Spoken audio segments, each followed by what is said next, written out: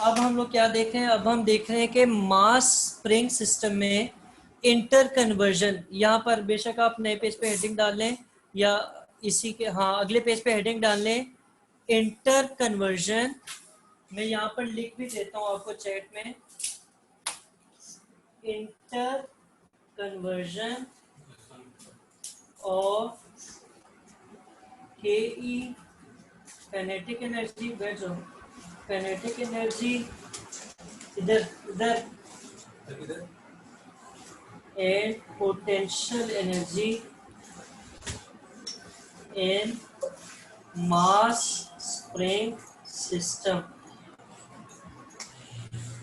Conversion के spelling में सी चला गया, ये CONVER आएगा, ठीक है,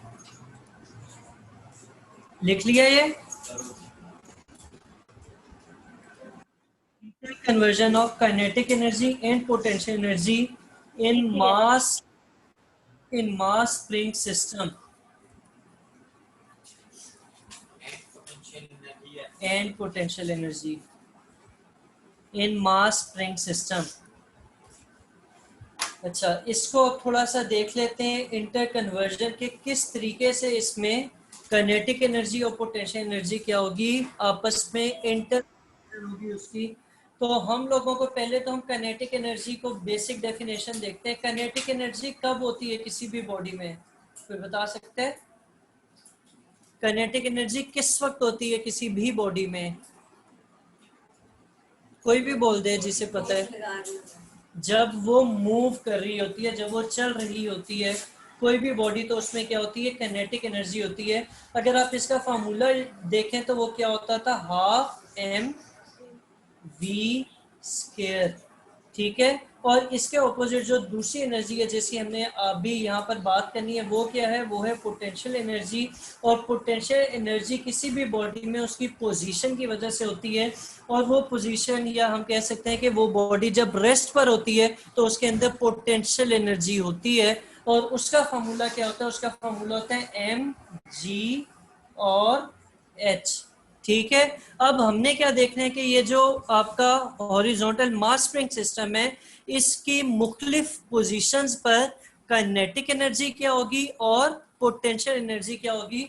अब ये सिस्टम आपके सामने बना हुआ है, ऐसे ही है ना। तो जब ये बॉडी या ये, अगर आप गौर से देखें तो ये जो ब्लू कलर का जो ब्लॉक है, ये एक कोने पर आता है, तो एक इंस्टेंट के लिए, एक लम्हे के लिए क्या करता है, रुक जाता है, सही है। जब ये रुक जाता है, लेकिन इसके दूसरी साइड पे जो स्प्रिंग लगा हुआ है उसमें इतनी ताकत है कि ये अगले ही लम्हे उसे अपनी तरफ खींच लेता है। तो इसके अंदर पोटेंशियल एनर्जी क्या होगी उस वक्त जब ये रुका हुआ है, इसकी पोटेंशियल एनर्जी क्या होगी, मैक्सिमम हो जाएगी, ठीक है। कि इसमें मैक्सिमम पोटेंशियल होगा कि ये काम मूव कर सके। और इसी पॉइंट पर जब ये एक लम्हे के लिए रुका था, तो उस वक्त इसकी काइनेटिक एनर्जी कितनी होगी, हाँ, जब ये रुका हुआ है तो काइनेटिक एनर्जी क्या होगी। चलिए फार्मूले को देख लें, जब ये रुका हुआ था तो वेलोसिटी कितनी होगी, 0 होगी। 0 होने की वजह से अगर आप ये वाला फार्मूला यूज करें, ये वाला, तो काइनेटिक एनर्जी क्या हो जाएगी, 0 हो जाएगी।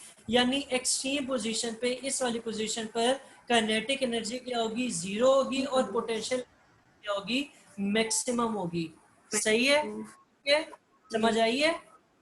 अच्छा, जी। अब इस पॉइंट पर पहुंचा है, जैसे आगे यानी इस तरफ जा रहा है, तो उस वक्त क्या होगी, उस वक्त क्योंकि ये बहुत तेजी से यहाँ से गुजर रहा होगा, तो इसकी काइनेटिक एनर्जी मैक्सिमम हो जाएगी, ठीक है, क्योंकि इसकी वेलोसिटी क्या हो गई है, मैक्सिमम हो गई है। लेकिन उस वक्त क्योंकि इसकी जो आपने कहा था कि ये रेस्ट पे नहीं होगा, तो पोटेंशियल एनर्जी क्या हो जाएगी, वो 0 हो जाएगी, सही है। फिर ये चलता चलता जब इस जगह पर आएगा, यानी आपकी इस वाली एक्सट्रीम पोजीशन के पास आएगा, तो उस वक्त फिर इसने क्या करना है, एक लम्हे के लिए वापस मुड़ने के लिए क्या करेगा, रुकेगा। जब ये रुकेगा तो फिर दोबारा पोटेंशियल एनर्जी क्या हो चुकी होगी, मैक्सिमम हो चुकी होगी, हाँ। और काइनेटिक एनर्जी क्या होगी, काइनेटिक एनर्जी वापस क्या हो जाएगी, काइनेटिक एनर्जी रुक जाए, 0 हो जाएगी, सही है। तो अब आप लोगों ने इस हेडिंग के बाद जो डायग्राम बनानी है, ये तो मैंने समझाने के लिए ये वाली यूज की है, आप लोग इस हेडिंग के बाद ये वाली डायग्राम बना लें और फिर हम इसके बारे में इंग्लिश में भी लिख लेते हैं। ठीक है, ठीक है, बताएं शाबाश। कन्वर्जन ऑफ काइनेटिक एनर्जी और पोटेंशियल एनर्जी करें मास स्प्रिंग सिस्टम में। इसके आंसर मैं ये लिख रहा हूँ चैट में, ये आपको थोड़ी देर में आ जाएगा, ये लिख लीजिएगा डायग्राम के बाद।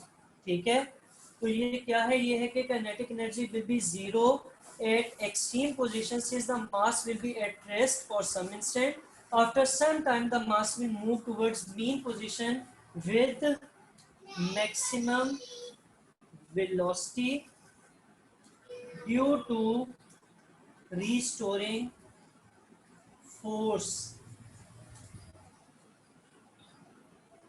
It will, the system will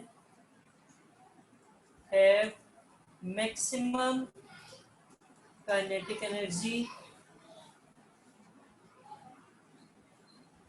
and zero potential energy while crossing mean position. ठीक है,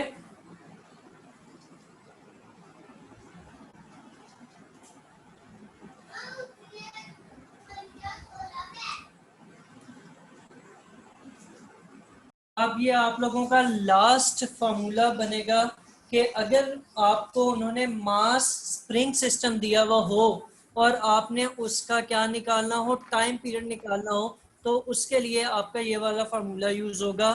फार्मूला क्या है, T equals to 2 square root m divided by k। इसमें k जो है ये स्प्रिंग कांस्टेंट है और m जो है ये वो जो कि मूव कर रहा है जिसको आपने उस सिस्टम में लगाया हुआ है। ठीक है, तो ये फाइनल एक ये एक रह गया, ये लिख लें, फिर मैं बताता हूँ आपने क्या करना है। शाबाश।